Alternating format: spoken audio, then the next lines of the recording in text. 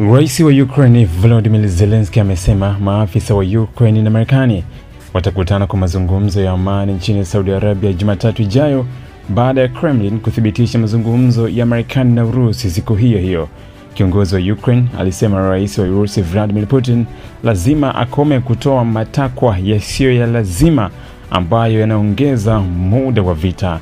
Madai ya Moscow ni pamoja na kukomesha kabisa msaada wa kijeshi kwa Ukraine. Zelensky pia alionya kwamba kuondoa suala la wanachama wa NATO kwa Ukraine kwenye meza ni kitu ambacho Putin amesema hakiwezi kujadiliwa kwa amani, itakuwa zawadi kubwa kwa Urusi. Pia alikanusha madai ya ikulu ya White House kwamba alijadili kukabidhi umiliki wa vinu vya nyuklia vya Ukraine kwa nchi ya Marekani wakati wa mazungumzo na Rais Donald Trump.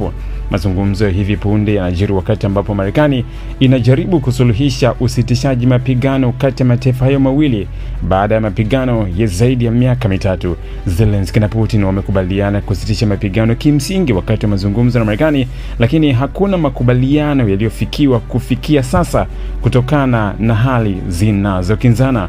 Kiongozi wa Urusi hivi majuzi alikubali kusitisha mashambulizi ya angani dhidi ya miundombinu ya nishati, lakini mashambulizi kama hayo kutoka pande zote mbili yanaendelea. Zelensky alisema ujumbe wa Ukraine utakabidhi Marekani orodha ya miundombinu inayotaka kulindwa dhidi ya mashambulizi ya Urusi katika mazungumzo ya Jumatatu.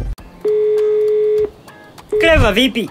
Mbona uko nyumbani saa hizi? Au na wewe shamba limekushinda kama mimi Unafeli wapi Mashaka? Yaani hadi leo unategemea kilimo cha mvua rafiki yangu? Mimi hapa nilipo naweza kuona kila kitu kwenye shamba langu. Watumishi wazembe na waona, nina mitambo ya kisasa ya umwagiliaji, nimeweza kuweka teknolojia za kisasa shambani na mambo mengi yanaendeshwa kwa mitambo tu. Ingekuwa hujamaliza pesa, ningekuambia unipe oda zako. Mashaka, acha ushamba. Ina maana kazi yote inayofanywa na serikali ya awamu ya 6 wewe huoni? Hakuna kijiji cha Tanzania ambacho hakijafikiwa na nishati ya umeme. Yaani serikali ya awamu ya 6 haina deni. Wewe jitahidi, fanya maombi, lipia uletee umeme haraka mpaka shambani kwako. Mimi nayaweza yote haya kwa kuwa gharama za uendeshaji ni nafuu sana nikitumia nishati ya umeme.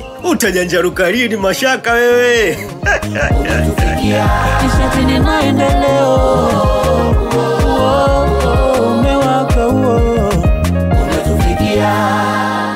Tangazo hili limeletwa kwenu na wakala wa nishati vijijini REA.